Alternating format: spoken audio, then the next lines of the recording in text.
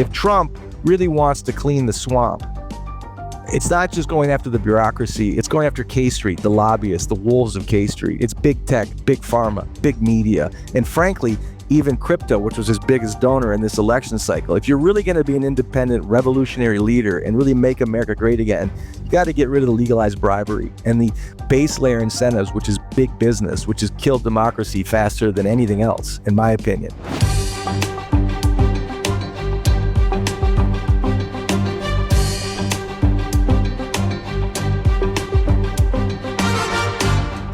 This is Little by Little with Andy Schectman. All right, everybody, welcome back to another episode of Little by Little, and I couldn't be more excited to have Matthew Piepenburg with me here today, one of the two owners or administrators of Gold Switzerland. He and Egon von Greyers, two of the smartest guys I've had the privilege of getting to know, and well, welcome on, Matthew. Thanks for coming, buddy. I appreciate it. Andy, as I said before, it's my pleasure, it's my honor as well. We're going to agree on just about everything, but I'm happy to swap thoughts with you today, for sure. Right on. Well, that's good. You know, I'm all for agreeing on everything, but I'm also for, challenging my own narrative. I think that a part of the nice thing about doing this show is that I talk to a lot of people that maybe I don't always agree with, but I think learning other thought patterns and learning other things allows us to, I think, to become more whole. I guess what I mean by that is if you are so married to your narrative and learn more and more about less and less until you know everything about nothing, it doesn't do you any good. So even if we don't agree, I'm sure I will find value in what you have to say. But knowing what you talk about, I agree. We're probably going to agree on pretty much everything. Well, first and foremost, tell me about Gold Switzerland. What do you guys do, and what should people know and take away from what Gold Switzerland has to offer? Well, a lot like you, we have a very strong conviction on precious metals in general, gold in particular, gold and silver, obviously. Our whole thesis is that fiat money, because of unsustainable, irrational debt levels in the U.S. and globally, got to the point now of the surreal. And we're really not speculators in precious metals. We're kind of boring, not so sexy. We're about wealth preservation. It's not just a hedge against inflation. We look at it kind of cryptically as, currency insurance for dying paper money. And so when you're at the wealth preservation stage in your life, whatever stage that is, whatever age that is, when you're, I'm all about speculation. I came of age speculating, but I'm at a stage in my life now, like many of my clients and our clients, that we want to preserve what we have for the most part. And we have a strong concerns about political risk, about banking risk, historical risk, and certainly currency risk. And whether you're making your money in Bitcoin or NVIDIA or the NASDAQ or the S&P or bulletproof glass or chocolates, whatever you're doing for a living, you're still measuring your money and your wealth in fiat money. And we're saying a large portion of that has to be insured through precious metals as a better store of value. And we also believe that you should have a legal firewall between yourself and the jurisdiction you live in to protect your wealth. And we think Switzerland, among many jurisdictions, is the best. A lot of our clients are from the United States. We have clients in 90 countries. We have the safest vault in the world in an undisclosed location, the Swiss Alps. This little private airstrip, and it's kind of a James Bond experience, EMP-proof mountain, and nuclear bomb-proof bedrock. But, it's a fancy place to hold gold, but it's really a simple method. It's just we don't believe in fiat money over the long term, and we believe gold is the best defense or hedge against the destruction of paper money and, due to incredibly irrational debt levels. And we believe in holding it in a jurisdiction where gold is a protected asset, where privacy is relatively better. There is no perfect jurisdiction. We think this is just a relative better one. There's all different kinds of ways to hold gold and silver, but that's how we've chosen to do it. Egon began this company over 25 years ago just for himself, and it just evolved into a friends and family circles, and then more people wanted to replicate his model. Our minimums are high, so it's 400,000 Swiss franc equivalent, or $400,000 roughly, for our vaults in Zurich and in Singapore. But for this special vault in the mountains, it's a $5 million minimum. So, It's a unique kind of clientele, so we can give them the first-class service and personal attention. But we speak to all people interested in gold, not just the ultra-high net worths. But Von Greyer's AG or Gold Switzerland is the largest gold provider outside of the commercial banks, and we really don't believe sophisticated investors in gold and silver should hold that in a commercial bank for a number of reasons, which we get into. But historically, we just don't trust them enough to want to preserve our wealth there. And we are, I think, the best counterparty risk you can have if you're talking large amounts of gold. But we certainly believe in talking about the asset class to anyone, even those who aren't going to make our minimums, because the middle class to the upper class need to be more aware of the risks they're facing equally. So, yeah. You and Egon certainly are held in very high esteem by myself and by the entire industry, and that's a good start. Inspiring trust by the front men, of course, and by where you're based out of in Zurich. My business started 35 years ago, 1989, as representatives for BFI Consulting in Zurich, Frank Seuss and the fantastic group in Zurich, who we still have a little bit to do with, but I can vouch for Switzerland being the epicenter of sound money and of gold. And so I think that's interesting. I didn't realize it was a $5 million minimum, but certainly I think that I can see why. I mean, in such a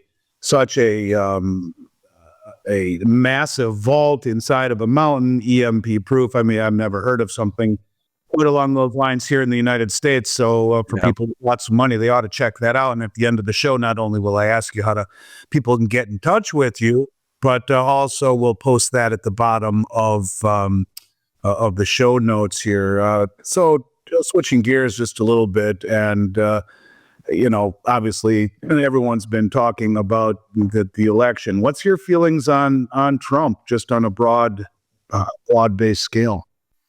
Yeah, it is the question du jour. It's the natural question, and there's so many different ways to answer it. There's been such a loss of kind of faith and hope and such woo-woo in the last 4 years that I think there's a natural understanding for hope in a different kind of change from what we've just seen. And that's not to be, again, anti-Democrat or pro-elephant, pro-Republican, red versus blue. I think a lot of the problems, before I can even answer that question, we have to look at this kind of surreal experience that's happening in the world, in the U.S. and everywhere.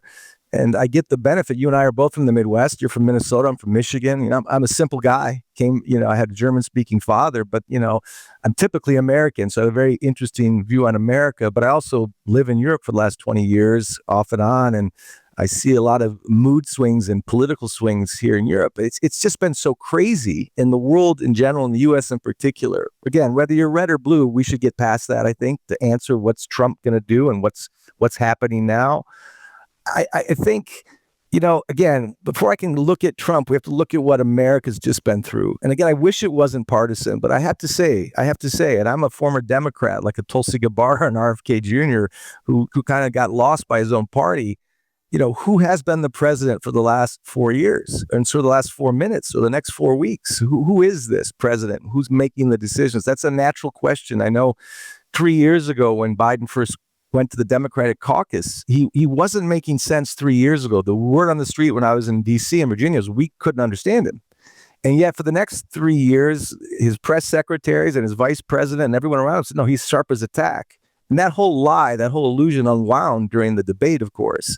So the first question is, just who's in charge? That was kind of creepy. Then we had this lawfare. And as an attorney, someone who went to law school and studied the Constitution and tough laws and tough decisions, from Georgia to the Southern District of New York to how many impeachment trials in D.C. and the laptop hoax and all this nonsense and 51, special signatures from the intelligence agency saying that the Biden laptop was a Russian collusion, that was all a hoax, and that kind of unwound. And we had this Fauci, whatever you think of it, fiasco that the Wuhan lab leak theory was a conspiracy theory. Now it's pretty much clear that wasn't a conspiracy theory. We've had an immigration problem in the U.S. like we have in Germany and Sweden and France, and it's causing a lot of political unrest. Whatever your take on that is, we'd let in millions of asylum seekers. That created a lot of tension. We've had kind of a desperate market. It reminds me of pets.com and the dot-com bubble, or WeWork in the 90s. And now that we can get into the whole Bitcoin euphoria, hysteria, whatever you want to call it, we get into that too without mocking Bitcoin. And again, what I've seen in the political unrest, in the polarization in the U.S., Germany's coalition blew up the day after Trump was elected. France had a vote of no confidence yesterday for its prime minister. The UK, Tories and Labour completely disintegrating. We've got a classic, disastrous, intentional, avoidable war in Ukraine over rare earths and earth and money. To me, it's a no-brainer, but that's very debatable. But over 1 million people have been slaughtered in this, I think, avoidable war.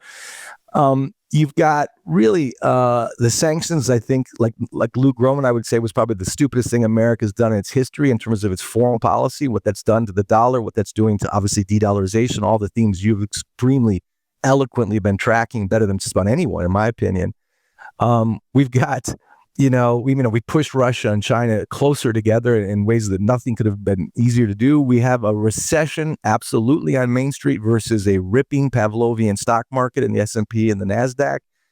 And in the back of all that, so now we have the question, Trump, this disruptive figure coming in a very levered backdrop globally and in the U.S., and you've got Besson's coming into the Treasury Department. We've got new personalities, potentially the FBI, a border czar, kind of a burn it down, let's revolutionize things. Trump's got 2 years before the midterm to do this. So whatever's going to happen, it's going to happen fast and furious. Trump is many things. I'm a history geek. He reminds me of George Custer. And people think of George Custer of the Battle of Little Bighorn and the massacre there. During the U.S. Civil War, George Custer was this incredible cavalry officer, and he was one of those rare soldiers who genuinely enjoyed combat, who generally loved the fight.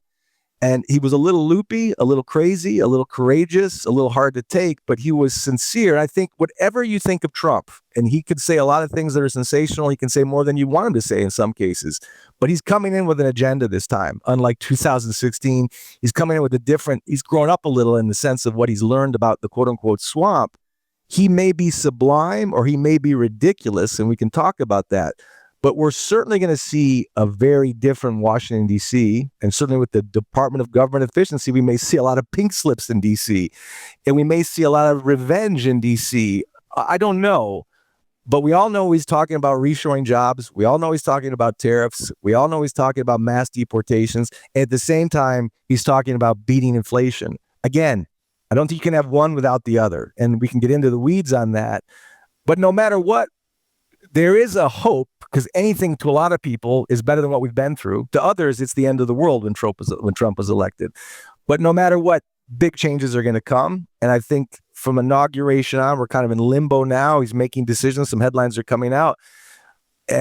But from inauguration on, especially in the first 2 years, all the things that we're going to be debating and speculating on, whether it's tariffs or whether it's, reshoring jobs or whether it's inflation or deflation, a stronger or weaker dollar, it's going to happen fast. And certainly the Bitcoin stockpile, all of this stuff is happening. I'm not going to say it's only about gold and silver, or the S&P and Bitcoin are a joke. They're not.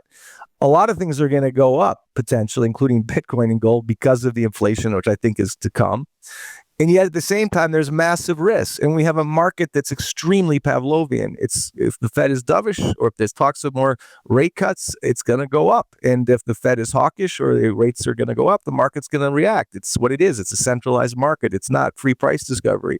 So long answer to a short question, and we can get into each of the stovepipes however you want to do it, whether it's the Bitcoin or whether it's the dollar debate or whether it's inflation or tariffs. But I think there's some change is going to come, and whether that's good or bad, let's hope for the best. But short answer is we're not going to get a lot of things he wants done without inflation. I just don't see how we get out of that. And because of that, inflation and currency debasement to me are the same thing. In the long run, that's very, very good for precious metals. Very, very good, as you know.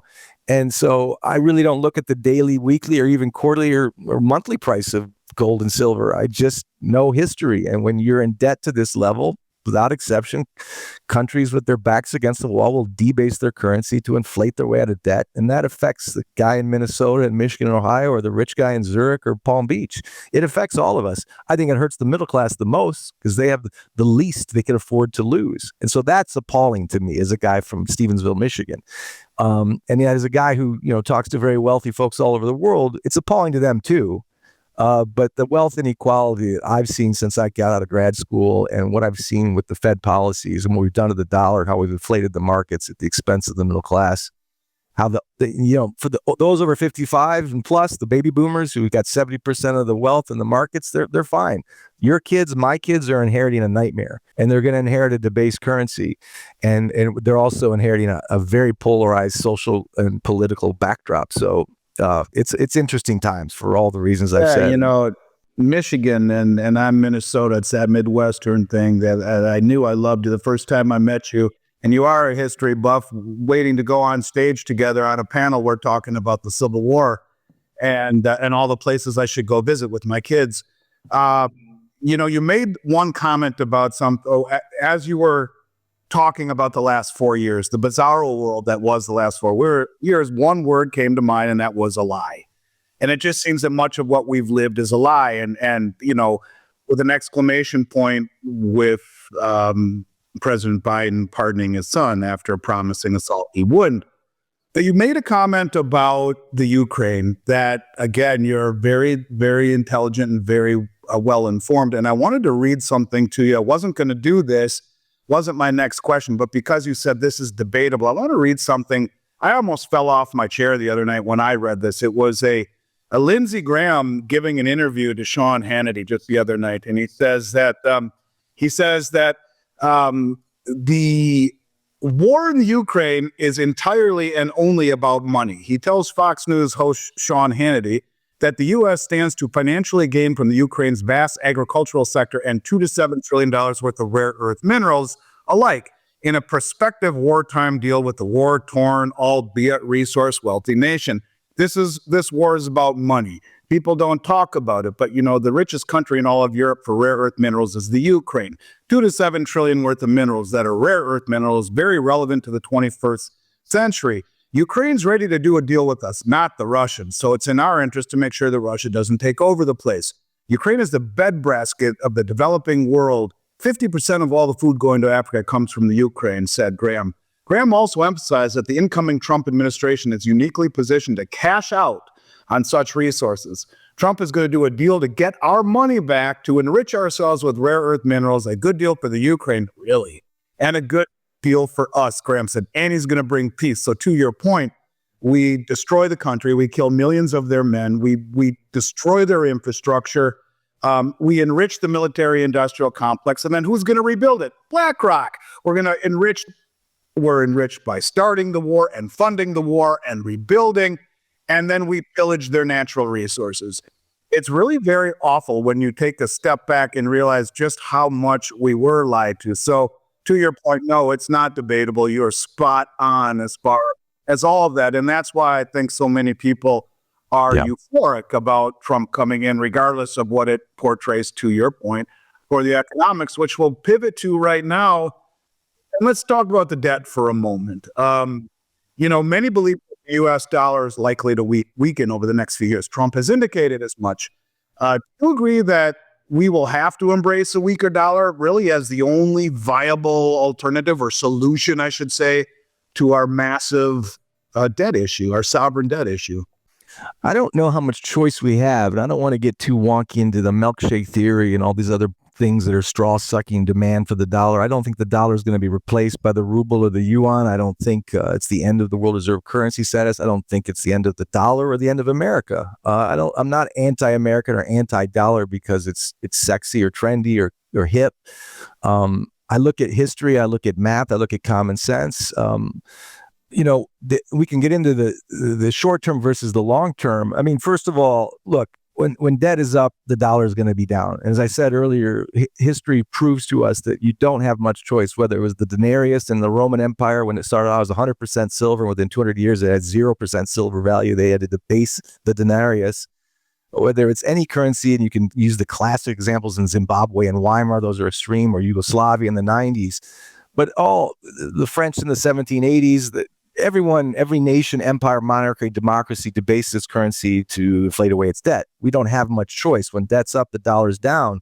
And all nations, especially modern nations, like whether it's Japan or whether it's the US or whether it's in the EU, you have to choose between saving your currency or saving your debt market. And since debt is the wind beneath our wings, the rotten wind beneath the wings of our quote unquote growth, we're going to save the debt market, which means we're going to long-term sacrifice the currency. We've been seeing that since we got off the chaperone in 1971, when we got off the gold standard.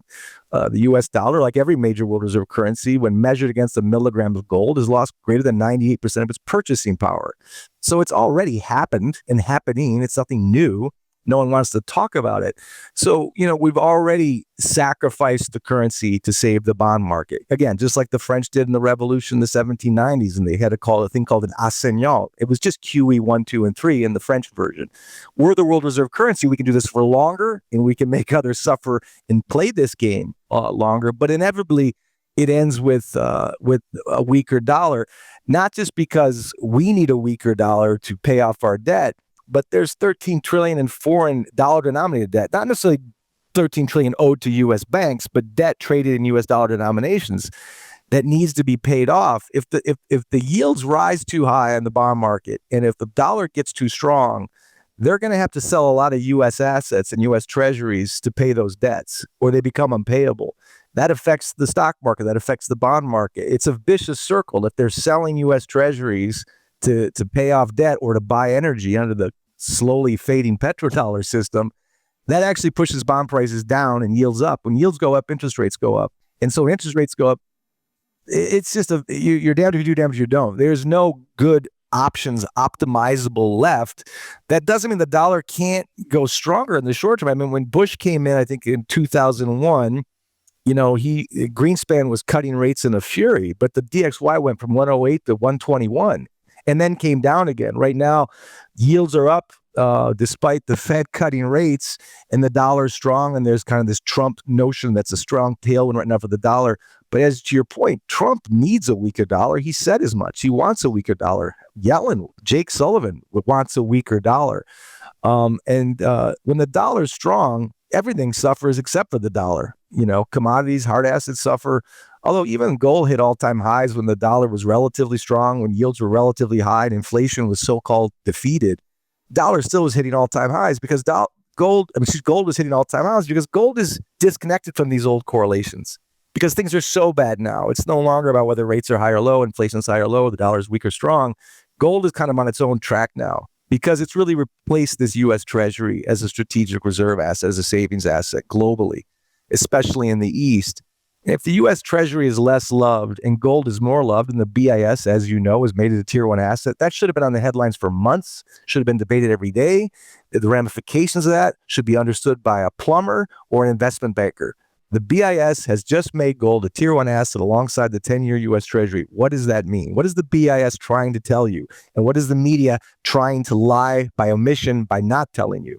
It means that the world would rather save in gold than an IOU from Uncle Sam, because that IOU is losing value and that Uncle Sam is in debt up to his ears. He's no longer trusted because he's in debt and because he weaponized the dollar against a major nuclear power in 2022. If it can happen to Russia, it can happen to you. These things are immensely important, and they're not anti-American, pro-gold bug nonsense. It's common sense. And so all of these things, to me, point inevitably towards a weaker dollar. No one wants a stronger dollar, including Trump. And yet, the irony is, what's going to happen, he's going to get the inflation that he said he's going to beat. That I don't think he's going to be able to beat inflation. I think that's the one thing I wish, if I was his advisor, I would have said, don't go there. You can't say that. You can't. It's like Bush when he said, read my lips, no more taxes, no more. And for Trump to say he's going to beat inflation when he wants to do these tariffs, when he wants to do reshoring, which, by the way, I'm in favor of reshoring American jobs, but that's not going to solve itself in 4 years cheaply. And if he wants to make America focus and America great again and more nationalism versus global thinking or a global economy, these are all inflationary policies. Mass deportations are inflationary policies. And so I think if he had just been more honest, I think that his base would have believed him anyway. We're happy to cut the fat in DC, give pink slips, etc. We can get into that. That's not going to be enough, though, when our debt to GDP is what it is. He's coming in now with 36 trillion in debt, entitlements, interest, and defense spending. When he was elected in 2016, was 65% of tax receipts. Now it's over 100%. There's not a lot of wiggle room for him to cut the fat, so to speak, or cut spending. And I think, and I'll stop in a second. Obviously, everyone's talking about Elon Musk and Vivek, two very smart guys, well-educated guys, self-made guys, understand business. They know how to create layoffs, right? I mean, what Elon did with Twitter/X and the pink slips there, they're talking about 75-80% cuts in the DC swamp, and like Department of Education, just get rid of it. Okay, optically that makes a lot of sense. They're talking about $2 trillion in cutting fat in DC by the next 2 years. They probably could do it. That'll be done fast and quickly, like a hard pill. It'll be very tough for the people working in the suburbs of DC, commuting on 66 every day into their agency jobs. But even if you suggest that you can accomplish $2 trillion worth of cuts of the fat in the DC bureaucracy, which almost looks Soviet-like, I admit it, it's gross. But you know what? That's a lot of jobs. That's a lot of money. You got to find replacement jobs for them. You got to pay for them. That's still going to cost something. But the real issue to me isn't even that. If you cut the Fed funds rate by 25 basis points, that takes $25 billion off the interest expense. So you have to fire a lot of people in DC to equal $25 billion, when just monetary policy of cutting rates will accomplish that even faster. And so I think the Fed is going to want, and certainly Trump's going to want to push rates closer to zero every chance they can get. We'll see if the Fed is accommodative or not. But I think Trump wants a weaker dollar. But again, it's still going to be inflationary.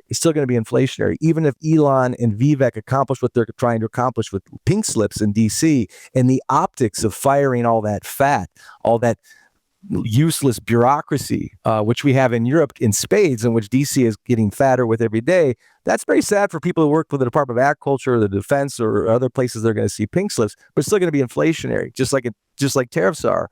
But again, he can accomplish a lot of that, but I don't think he's going to be able to beat inflation. The only thing that's going to beat inflation is a depression or a recession of the highest level, like killing demand and killing the middle class even more, or market mean reversion. That would be disinflationary temporarily. But to solve all these problems, you're going to have to spend. And Trump spent, and Biden spent, and Obama spent, and Bush spent, and Clinton spent. Anyone elected spends to make the campaign promises happen. It's great that the DOJ wants to cut some fat, but there's still going to be extraordinary spending. And finally, I will say, if Trump really wants to clean the swamp, it's not just going after the bureaucracy. It's going after K Street, the lobbyists, the wolves of K Street. It's big tech, big pharma, big media, and frankly, even crypto, which was his biggest donor in this election cycle. If you're really going to be an independent revolutionary leader and really make America great again, you got to get rid of the legalized bribery and the base layer incentives, which is big business, which has killed democracy faster than anything else, in my opinion. And I think that would actually put a dent in the debt to GDP that's going to be an anchor on him. And if you really want to beat inflation, you're going to have to cut entitlements and military by 40% at least. If he does that, well then, my hat's off to him. But short of that, I still see a long-term inflationary outcome. And short of that, I still think we're going to have to fill the delta with our debt and our spending with mouse click money created out of thin air at the Eccles building, which is inherently inflationary. And that means a debased dollar. Yeah, I couldn't agree more. I mean, if you just took, defense spending and Social Security and Medicare, that in and of itself would take just about all of the income tax revenue in and of itself. And defense spending is discretionary. And you talk about these mandatory entitlements, which they said are off limits. To your point, the Congressional Budget Office says that by 2031, 100% of tax revenue will go just to pay Social Security, the mandatory entitlement payments like Social Security and Medicare, which are off balance sheet, on top of the interest on the debt. So you can slash everything and it's not going to matter. And even if he does take $2 trillion off, we're still going to have $1 trillion+ deficit, which means he comes in at 36.5 and he leaves at 41, doesn't address the debt problem.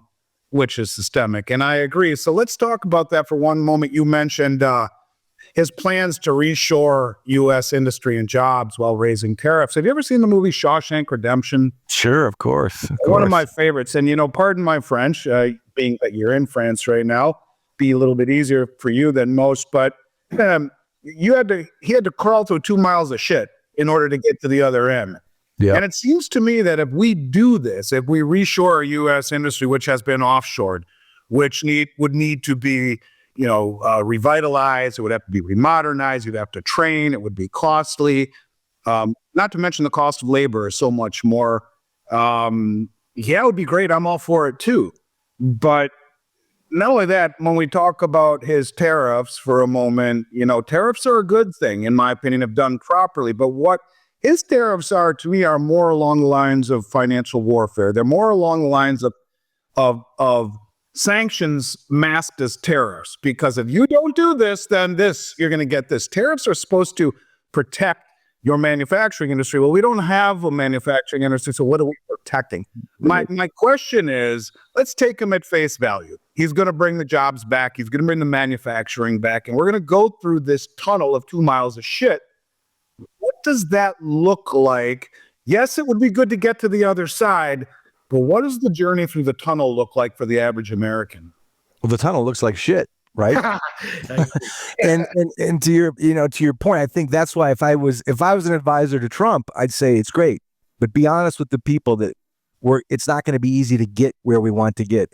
Believe me, when the World Trade Organization, WTO, came out during the Clinton era, and there was this whole thing about China. This is great. This new allegiance bringing China to the WTO. They're going to buy all our blue jeans and radios and computers. No, what they did is they made all our blue jeans, computers, and radios, and our C-suites, our executives, offshored all our labor from the Midwest to China or El Salvador or other places because it was cheaper labor.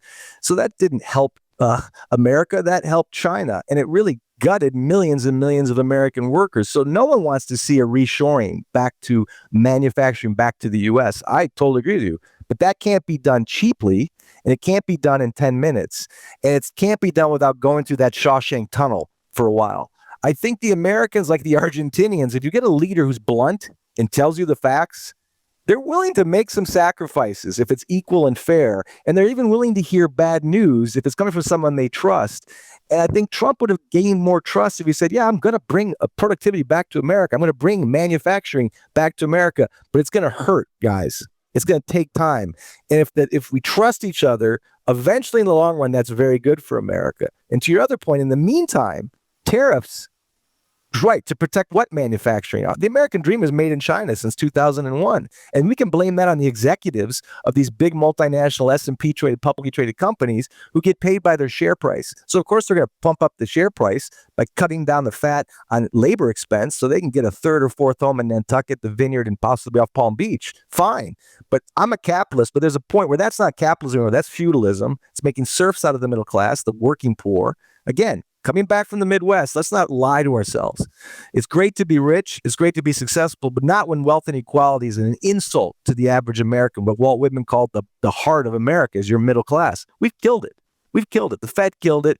Politicians have killed it. Our foreign and domestic policies have killed it. So I'm all about protecting U.S. manufacturing, but not when we don't have it to protect yet. So these tariffs are just another form of weaponization. It's a tax on imports. And that's going to be inflationary.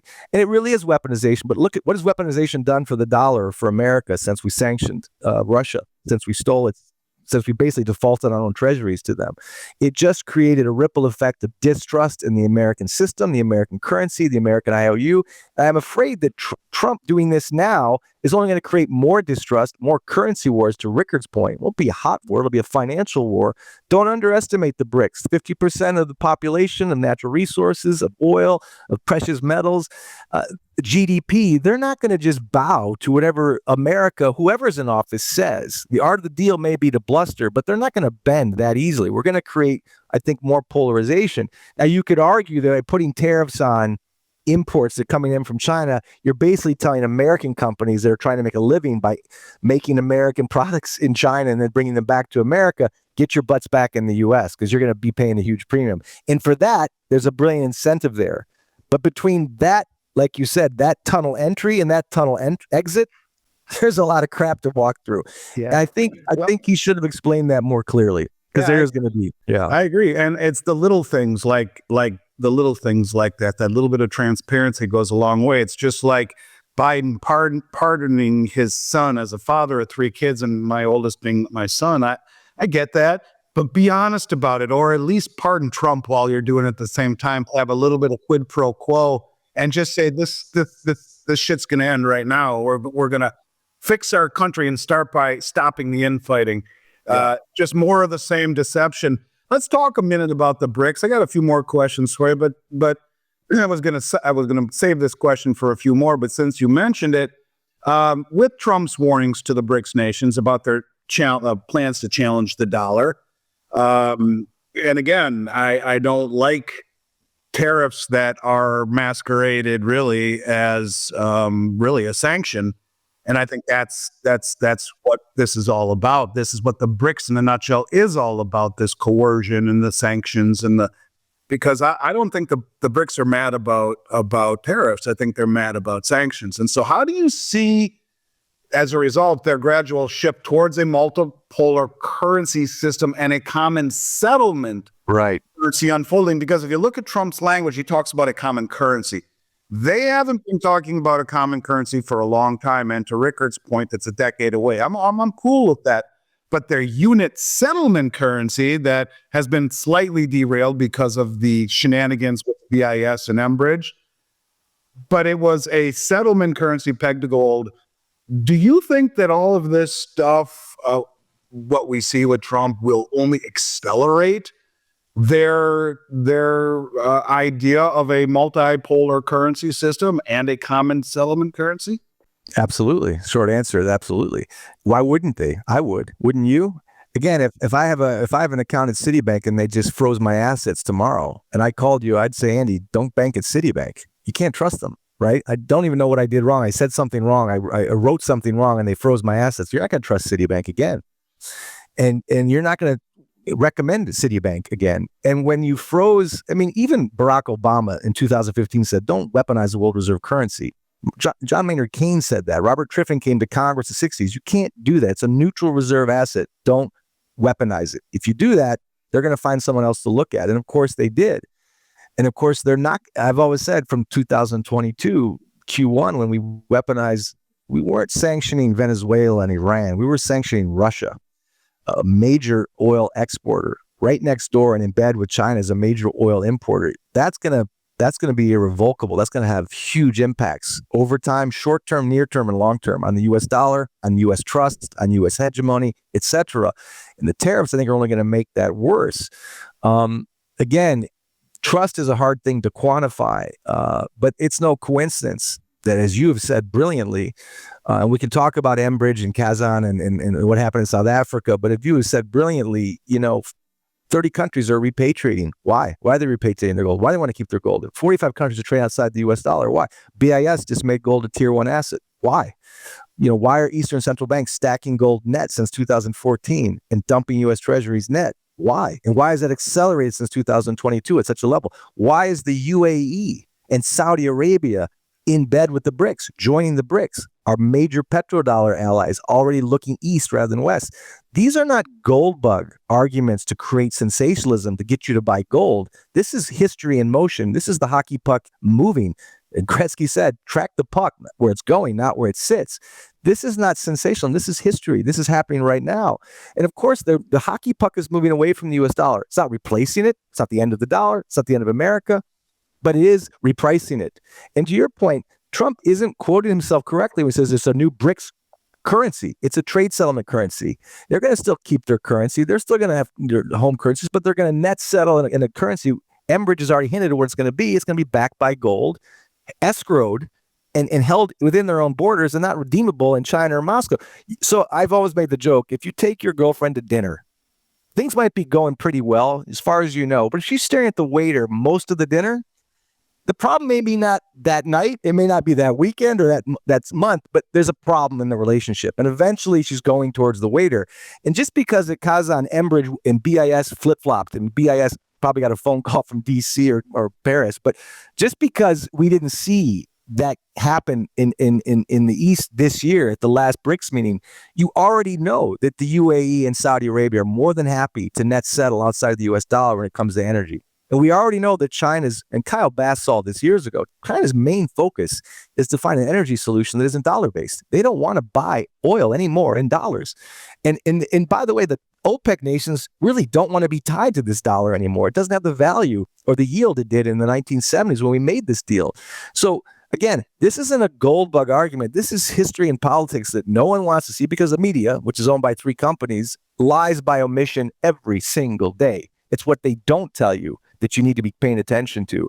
And again, so what happened with this, Enbridge? It didn't become ratified, so it was a big joke. Let's go to Bitcoin and forget everything, and everything's gold is done. No, you're already seeing your girlfriend flirting with the waiter. You know what she wants. She just hasn't done it yet. We know what Saudi Arabia, the UAE, and the BRICS want. They just haven't done it yet. They're in motion. We can see their thinking. And the Enbridge, this decentralized trade settlement currency, backed by hard assets and gold in particular, which is kept within their own borders, is exactly, it's not even plan B. This is what Russia and China, the BRICS, have been wanting for years. And when we weaponized the dollar, that gave them the perfect pretext and the perfect motivation to no longer trust the US dollar and the US Treasury. And to your point as well, the tariffs are only going to be another form of weaponization, another reason to distrust the American dollar and IOU. Again, not overnight. It's going to take time. But we see the direction of that puck now, and Trump coming in with his chest out. That's the art of the deal. If you want a horse, ask, if you want a dog, ask for a horse. Go in there big and tell them what you're going to do. But I don't think, the short answer is, I don't think the BRICS are going to bend. Collectively, they have too much power. In the U.S., again, I'll say it, not as an anti-American, there's no one more patriotic or frankly more capitalistic than me. But we are not the America of free price discovery, of Thomas Jefferson. We're not the America of John Smith or John Adams. We're not the America with the flag over Iwo Jima spreading freedom. We're not. We've brought calamity to Afghanistan, to Iraq, to the Ukraine. We're not that Clark Gable America anymore. And I still love America. We may be able to get there again. We're going to have to do a lot of cleaning, a lot of hard talk about real debt like any family or business would do. We're going to have to be far more honest and more transparent. But I think the dark state is too dark. It's bigger than even Trump or Vivek or Elon, but I hope I'm wrong. There's a lot going on there. It's hard to unravel in 4 years and even harder to do in 2 years. But look, whatever Trump's going to do, he's going to have to do it fast and furious, as I said, because there's midterms in 2 years. And if things go well, it's going to be great for his party and his, because he can't go another election after this, but it'll be great for J.D. Vance or the next Republican. If it goes badly, it's going to be a washout. But he's doing so much disruptive Shawshank walking through the crap that I don't know if it's going to be good right away. But I think right now, short-term dollar stronger, markets are up, yields are up, Fed funds rates coming down. There's a lot of misleading contrary currents, but the end game is still debasing the currency. Trump really does want to reshore jobs. He does want to do the right thing with excess spending. All those are great optics and great plans, but they don't happen overnight, and they don't happen cheap, and they don't happen without ripple effects. But I think if he keeps the dollar down, keeps the Fed funds rate down, could be still really good for Bitcoin, really good for the S&P, which is way overvalued when you talk about markets. It'll be very good for gold and silver long term. But again, I'm boring. I look at gold 10, 20 years out, not 10, 15 minutes out. And so I have no doubt, based on the debt realities of history and the debt circumstances in the U.S. and Europe right now, that gold is just in the first chapter of a very long book. It's just beginning now. It's just beginning. And Bitcoin, of course, is a whole other fantasy story, but it's still valid. It's still important to discuss. And it's still the speculation asset of a lifetime, of a generation. Well, we'll talk about Bitcoin in 1 second. And I agree with everything you said. And, speaking of lack of trust, it's the BIS Innovation Hub that helped develop Enbridge with China, Hong Kong, Thailand, and the UAE for 4 years. Yeah. And then at the 12th hour after it's operational, the BIS comes out and says, by the way, we can't stand behind Russia or any country that is being sanctioned by the West. So we need to back out of Enbridge. It's right out of a James Bond movie. Yeah. It's espionage. I mean, did they just realize that ours is Russia in BRICS? I'm not sure. But anyways, I digress. Yes, you can see through all of this conversation, the common theme of de-dollarization, of these countries banding together, is lack of trust, of no longer good faith anymore, which is this country was really founded on, and it's anything but. let's talk just a little bit about Bitcoin. You know, there's been a lot of talk about the reliance of the U.S. Treasury market on stable coins, where USDT and USDC, which are the main trading pairs with Bitcoin on all the exchanges, as a stable dollar stable coin, are 85% primarily backed by treasuries, the other 15% roughly dollars. Tether USDT was constantly under investigation. Everyone thought they were getting in trouble. They had Bitcoin on their balance sheet, and then all of a sudden that stopped, and now their balance sheet is almost all treasuries. So my point to you is, given the reliance of stable coins like USDT and USDC on the U.S. Treasury market, tying them to the traditional financial system, do you think cryptocurrencies like Bitcoin can truly disrupt legacy finance, or do they even realize that those going into these cryptocurrencies are unintentionally reinforcing it? I like where you're going with this, Andy. I couldn't agree more. And by the way, Luke Groman kind of had a eureka moment with this too. He's openly pro gold and pro Bitcoin. So is Larry Lepard, a good friend of mine, brilliant guy. So I'm not here to poo-poo Bitcoin or mock it. We need to put it into perspective. But the short answer is, and what Luke's been kind of coming up with, I can't take any credit for it, but it makes perfect sense to me now. And the ironies abound, but I think it's almost like Bitcoin is an entry-level drug into stable coins in a desperate backdrop where cryptos have gone from being, and Bitcoin in particular has gone from being the speculation asset of a generation, the speculative tulip of a generation, if you want to be mean, to now a political tulip. That makes it a far more powerful tulip, because I think Bitcoin is really going to be inflated to inflate stable coins, so that stable coins can absorb those unwanted, unloved U.S. treasuries to take the pressure off the Fed and the supplementary, and all these other liquidity measures we've been doing backdoor. So in a way, if you got to reflate an asset, reflate Bitcoin, reflate stable coins, and then use that to absorb treasury that no one wants. And that is so twisted and sick and so perfect for the dark state and so perfect for... It is, because the people buying would have no idea that's what they're doing. Well, the great irony is, and look, I've spent a lot of time this year in particular, not just trying to ignore Bitcoin. Its market cap is huge. It's getting bigger. I have a huge amount of respect for Larry Lepard and his Metcalf theory. And I like, obviously Ronnie Sturfel out here in Europe, big gold guy, but also understands cryptos. I don't think it's any help just to mock crypto or to have a gold versus crypto debate. I think they're apples to oranges. I don't think it's a debate. It's a discussion.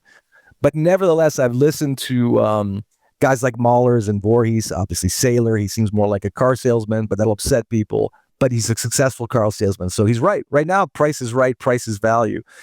But even, look, and we could spend hours. I'll just, look, the bottom line is you can get on this. What is money? Is it a medium of exchange? Is it a store of value? Is it a unit of account? Crypto in general and Bitcoin in particular is none of those things. You can say whatever you want about it. And God knows I wish I'd bought it at 500 and kept it. Of course I do. I'm jealous as hell of the price appreciation. There's no asset class in the world that can beat its annualized returns at a 5,000% return in 2013. You can't beat its performance, but its standard deviation is over 170%. Its maximum drawdowns are over 80%, 4 times. So it's not a store of value. It's certainly not a medium of exchange. Even in El Salvador, the success story, 1% of people buy and sell things in El Salvador with Bitcoin.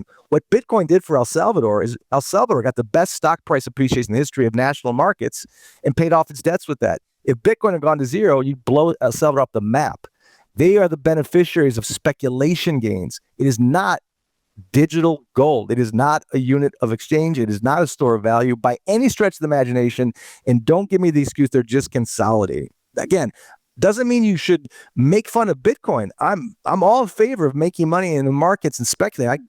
I made it on a pre-IPO in the .com bubble. I mean, you take some risk, you deserve some reward, and I envy it. I joke, if I had bought Bitcoin at 500, I'd have sold it at 1,000. I would have had the guts to stay in this long. So, yeah, my hats are off to these guys. And I will say, and this is not insider information, all the time in Switzerland, very, very wealthy young people come to my office who have a lot of money in Bitcoin. And we have really honest discussions. And of course, they know what it is. It's a speculation asset. They're not worried about it being a store of value for their grandkids. They're making a ton of money. And now they've made a lot. They're willing to sell a big chunk of it and put it into gold because that is money. It's not sexy. It's a little boring, but that's how they're going to stay rich. And so I'm not against speculation, but let's stop comparing these speculation assets with a store of value asset. There's nothing wrong if you have a speculation mindset.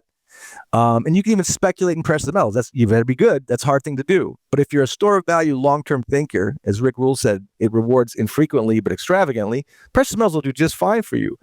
But I really do believe that they did this with oil. And this is what Luke Roman said in the 70s, 1974. Kissinger and all these other clever, weird guys came to the Gulf states and said, guys, we're going to push oil up to the moon right now. We're going to push it up 400%. And by the way, Saudi ministers admitted this 10 years ago. This isn't a conspiracy theory. We're going to push oil up 400%. Why? We have a ton of post-Vietnam debt. The oil price pegged to the dollar goes up. That erases a lot of our debt. We're going to manipulate the markets. You could make the argument, if you manipulate Bitcoin and stable coins up, that'll absorb a lot of that debt. And so there's an incentive now. And this is the great irony, because Voorhees and others said, I'm in Bitcoin because it's decentralized. I don't trust governments. I don't trust banks. I want to be free of that system. And yet Bitcoin, through stablecoins connection, is the most centralized, politicized, and government-embedded asset class there is. And it's a massive transfer of wealth for those who got in early and the majority control it. And it's going to be a tulip politicized to absorb U.S. treasuries. And to me, when you're relying on stable coins or even Bitcoin markets to help our debt prices, that isn't an indication of how strong Bitcoin is or stable coins. That is an indication of how desperate and debt-soaked our government is. But in the meantime, by the way, for you watching or speculators, I think Bitcoin is going to go much higher. I do. And if you want to speculate, the question is, do you know your exit ramp? Do you know when to get out? And if you do, great. And if you think it's going to go to $1 million, God bless you. I have nothing against that. I have nothing against speculation or even Bitcoin. I just don't like it when they compare it to gold. They have absolutely exploited the gold narrative to put wind beneath the narrative of Bitcoin as if it were a store of value, a unit of exchange, or real money. It never was, still isn't now, and won't be tomorrow. But it will be used as a sponge to get stable coins to sponge up unloved IOUs from a broke distributor like the United States government. And that is the height of all ironies to me. And that is not mocking Bitcoin. Honestly, go for it. I actually think Bitcoin's going to go up. But again, I see a lot of Bitcoin guys, when they're really not on a platform, say, come on, man, we know it's not gold. It's not digital gold. It is the speculation asset of a lifetime. But with that comes a lot of volatility and a lot of risk. And I think people just need to be big boys and girls about that if they can take that risk. I'm boring. Gold isn't that risky to me. It has no standard deviation that comes close to that. But that's me. Dude, I've been in that boring camp for 35 years. I'm all for it. I gave an interview this morning, two people this morning before you. One was Chris Powell, which I'm going to ask you about in a few minutes, and the other was Francis Hunt. And what Francis said is exactly what you're saying, that about those young kids, that he said, if you don't have an on-ramp, especially when it's going this well, you never will. He says that the dopamine rush of seeing something move up and up and up and up and up is intoxicating, and that those who don't have an off-ramp are asking for trouble. And he said the exact same thing. He said that you buy a Bitcoin not because it's gold, but because it is a massive speculation that can enrich you and your family. And he said he called it the plug your nose trade. He says you plug your nose, you do it just because you're going to be enriched, but have your off-ramp. And he was saying he thought by spring, June or July, it would be time to realize that off-ramp. And he acknowledges the place to be ultimately is in gold and silver. So to your young kids that come in that have paid all of that money, let them listen to little Francis Hunt. It's exactly what he is saying, and saying, yes, you can speculate, but don't confuse money and speculation. All right, let's shift gears just a little bit. We'll talk a little bit about gold. I got two questions for you. I know it's getting a little bit late in Europe, so I'll let you run quickly. As I mentioned, I interviewed Chris Powell today, and I have said maybe 1,000 times publicly that all of us who own gold owe Chris and Bill Murphy a debt of gratitude for their tireless work in bringing the concept and doing it in a very articulate, meaningful way of government and central bank manipulation of the gold market, bringing it to the front page. Well, at least our front page. With central banks buying gold the way they are, I don't know how many times you've been asked the following question, or the question I'm about to ask you. I know I've been asked 1 million times. But the central banks are buying it, but they're the ones manipulating it. Some of them, not the ones that are probably buying it as much, and maybe some of them are playing the Western price to unload or to clear the shelves. Yeah. Do you think manipulation by the central banks and the bullion banks will ever end? No. Not the answer I was looking for. No and yes. I mean, they'll never stop trying, but eventually, just like the Fed can't control the Fed can pretend to control yields, but the bond market ultimately controls yields. Eventually, the Fed will run out. And I think eventually, I mean, no, they'll never stop trying, but they're going to fail to do it. And so, look, in 1974, it was the BIS, the Fed, and the Bank of England that came and had this great idea. Let's let futures contracts on the COMEX, and we'll drown natural supply and demand with these paper shorts. And of course, it's an open price fixing manipulation game. Why? Because gold terrifies governments that are in debt. Because when gold rises, that's proof that your fiat money is a joke. It's comical and people are going to trust it less. So again, their biggest fear was rising gold, and they created a desk in New York and London to manipulate it. And the BIS from the central banks on down and the bullion banks below, yeah, Murphy and Powell, they're absolutely owe them a massive debt of gratitude for being transparent and honest. People still want to deny that, but again, it's open and obvious. It's an open secret. More commodities, people know this and want to admit it, and the ones that don't aren't paying attention. But what's happening, though, why they can't control it forever, and you know this, I think, Andy, pretty much better than anyone who says it so people can understand it. I think that's been your greatest gift because, you commodities and trades and price numbers and options and all that can get really wonky to the guy in the street or the gal on the street. But they can understand simple things like supply and demand. And if you can manipulate these contracts to put an artificial price down, to put a boot to the neck of gold and silver, but you need, even with Basel III, and you need at least some physical gold and silver to manipulate, to hypothecate, and to lever those papers off of. And what you've been doing a great job over the last couple of years is showing the outflow out of these exchanges. And if there's enough of an outflow, because Eastern banks want delivery now. They're no longer playing this game of you pretend to buy, I pretend to sell, and then we just redo the contracts. They're taking delivery now. So there's less and less gold and silver on those exchanges to manipulate. And so that's how I say at the end, they won't stop trying. They're going to fail to do it. And so again, and the Fed at some point will have no control. They can control the Fed fund rate, but they won't be able to control the world dumping U.S. treasuries and yields spiking, and the Fed can do nothing about it because I still believe that supply and demand are laws of physics, and eventually they're stronger than the laws of ego at these banks. It takes decades to do, but just the outflows and the deliveries we're seeing on the COMEX and come on. There's going to be less gold and silver to lever and less gold and silver to manipulate. And what you're going to eventually see is something unbelievable, actual free price discovery in precious metals, actual fair pricing. And if the Shanghai exchange has a 200 moving day price that's fairly priced, you can't have a different one in London or New York. And that's why when we sanction the Russians in 2022, and if we're going to put tariffs, we're just going to make it even harder to manipulate and lie because other countries are smelling the bullshit, pardon my French, and they're creating a fair exchange. They're creating their own networks of trade. They're creating their own decentralized settlement currency, not BRICS currency. And they're doing exactly what anyone would do who's been tired of at least 2 generations of being the dog wagged by the tail of U.S. Fed policy and U.S. dollar policy. The jig is up now. It was great for many decades. We had the exorbitant privilege of the world reserve currency. It's our currency, your problem. But now it's our currency, our problem, because no one wants our U.S. treasuries. And we've been too arrogant. We've been a bully for too long. And the world is turning away from us. The hockey puck's going away from us. Again, not overnight, but faster than even I thought was possible since 2022. It's moving faster. Yeah, I completely agree with you. Last question, talking about gold. There's been a discussion. The head of the Dutch National Bank has talked a lot about it.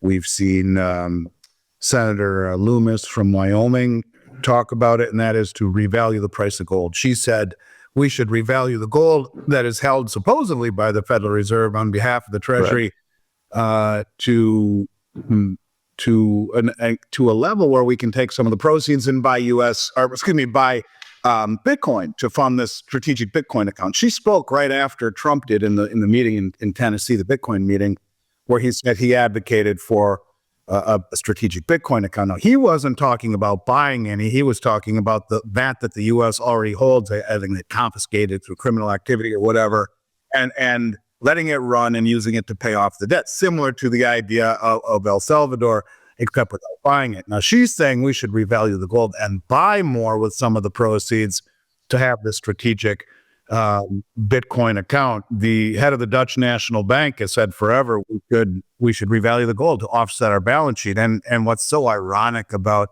all of this is that gold is held on every balance sheet across the globe in what is called the gold revaluation account. It's as if it's on the minds of these folks and has been for a long time, at least in terms of ultimately. So there is a talk of revaluing the country's gold supply, and it would help reliquify the Treasury General account. I've talked about that for quite some time. Do you think they'll do that, or are the unintended consequences of such a revaluation, i.e., enriching the countries that have been buying it so copiously? You look at China; they haven't been forthright about how much gold that they own. They've been mining between 300 and 500 metric tons a year for the last 25 years. They're the largest importers. They're the largest producers. They're flying all around the world and buying doré and concentrate directly from the miners, disintermediating the marketplace. Do you think that that's something that we would do? And by doing it to get our balance sheet back in a manageable level where assets and liabilities offset, are the unintended consequences of doing such a thing too high for the take? Great question. A lot of ways to answer that. First thing, be careful what you ask for. If you revalue gold, then who has the most gold? Because who has the most gold wins. And I can guarantee, I won't say guarantee anything. I can tell you my strong belief is the World Gold Council's official numbers of the gold audits for different countries is woefully inaccurate. And I think from my conversations from Singapore to Istanbul to New York, China has a heck of a lot more gold than the World Gold Council says. And there's a reason that central banks have been stacking gold net since 2014 and dumping U.S. treasuries. I don't want to live in St. Petersburg or Shanghai. I'm American. I plan to live in Virginia when I retire. But the point is, you can't say these countries are stupid, and you can't say they're naive, and you can't say they haven't suffered or they haven't been paying attention or they don't have some smart economists, whether it's Glassiev or the New Development Bank. There's some smart people in India, in Russia, in China, and elsewhere. And I think they've been quietly stacking gold because they're playing chess while the West, arrogant and full of its nostalgic past, when we saved the world from Nazism and all the other good things we've done correctly and greatly, they've been playing chess while the West has been playing checkers and living off of it. Yeah, living off of the fame of our greatest generation, but acting like spoiled drunken sailors with money that we don't really have and living on credit.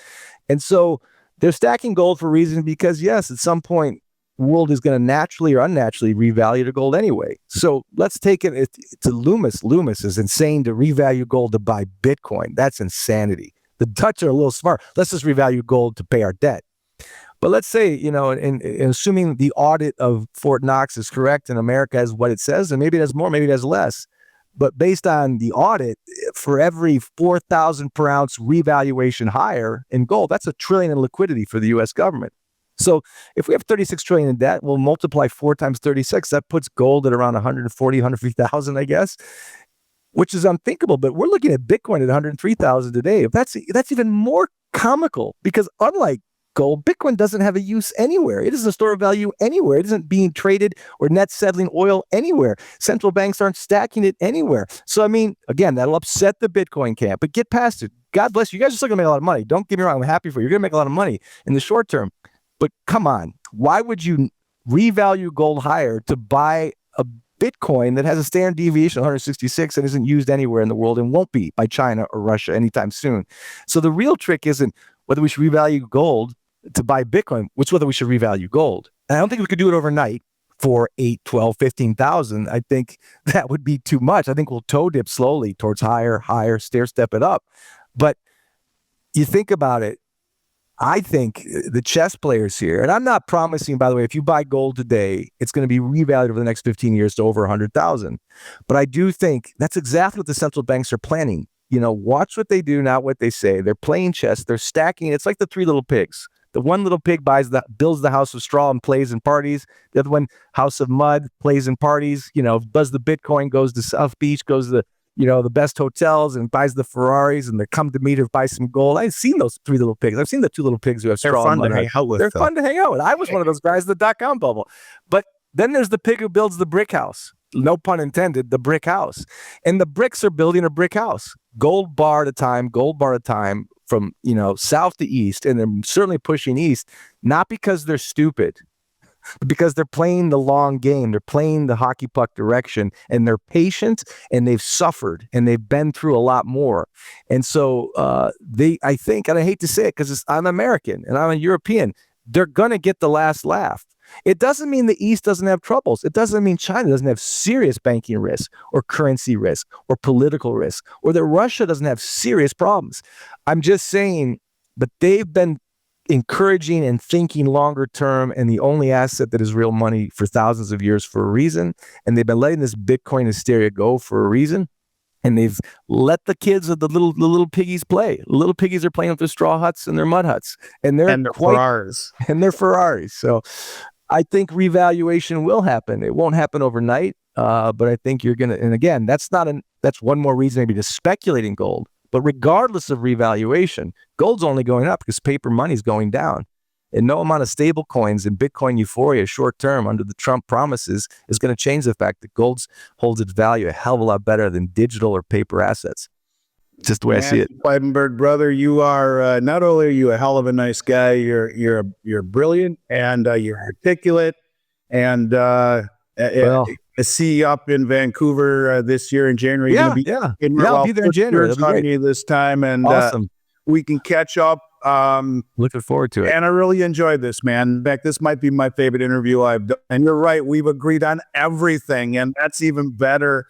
Tell us how people can get to know more about Gold Switzerland, about your writing, social media. Of course, we'll post all the links in show notes, but just to cap things off, man, how can people get to know more about you? And if someone does have $5 million and wants it to be in the mountains in Switzerland, I'm cool with that. There's enough to go around for us all. And someone like you who is so nice, well, I'm happy to send them your way. So what do they need to do to get in touch with you?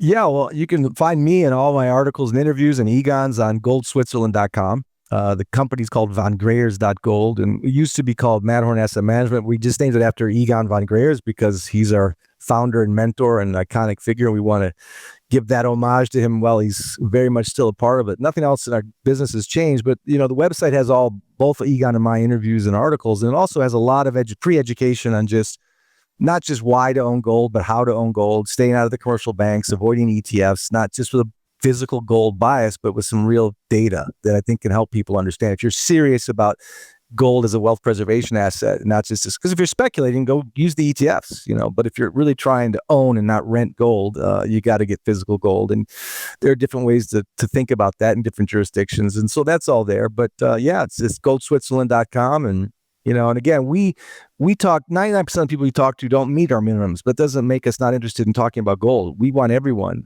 Anyone can afford a gram or an ounce eventually. And we want everyone, whether you're, again, a dentist, a lawyer, a doctor, a surgeon, a plumber, or, a Bitcoin zillionaire, you can still buy some gold. And just think about it as, we buy health insurance, car insurance. Why shouldn't you buy currency insurance? And that's how it is. Again, real simple. Couldn't agree more, Matthew. The one rule my father imposed on me when I started this company with him 35 years ago, February, was that I would buy something every 2 weeks or he'd fire me. And he didn't care if it was 1 ounce of silver or a gram of gold. He didn't care. And it was the best gift anyone's ever given me, ever. And it taught me the laws of compounding, the laws of paying yourself first. And you're right. And if you realize to invest in your future with sound money whenever you can, little bits. You don't have to spend a ton at once, but just get on a regimented plan. You wake up one day, I still feel like I'm 19 sometimes until I get out of the chair and like, oh God, my back is tight, but you wake up one day and you're like, wow, where'd all the time go? And if you let the laws of compounding be your friend instead of your foe, it's a good thing, man. You're awesome. I look very forward to picking up where we left off. I'm going to invite you back on the show sometime in the new year. I look forward to having that beer with you in Vancouver. And just as a side note, it's one of two conferences I go to for all the listeners. Jay Martin's Vancouver Resource Investment Conference, along with Rick Rule's down here in Boca in my backyard. The one in Vancouver, which is the longest possible flight I could take from Southern Florida. It's worth it, and I wouldn't miss it. I'll look forward to picking up where we left off there, but I wish you and your family happy holidays, a very happy and healthy 2025. I hope it's a great year for the Piepenburg family, and just thanks for coming on, man. You made my day, and I look forward to chatting with you again soon. Too kind, Andy. Yeah, we'll see each other very soon in Canada. It'll be great. Yeah. All right, brother. You stay well, and you look chilly, so stay warm. Not that problem down here in Southern Florida. Just had to get one little dig in there, but it's all good. You look, and thanks again, Matthew. All right, buddy. Cheers. Little by Little with Andy Schectman.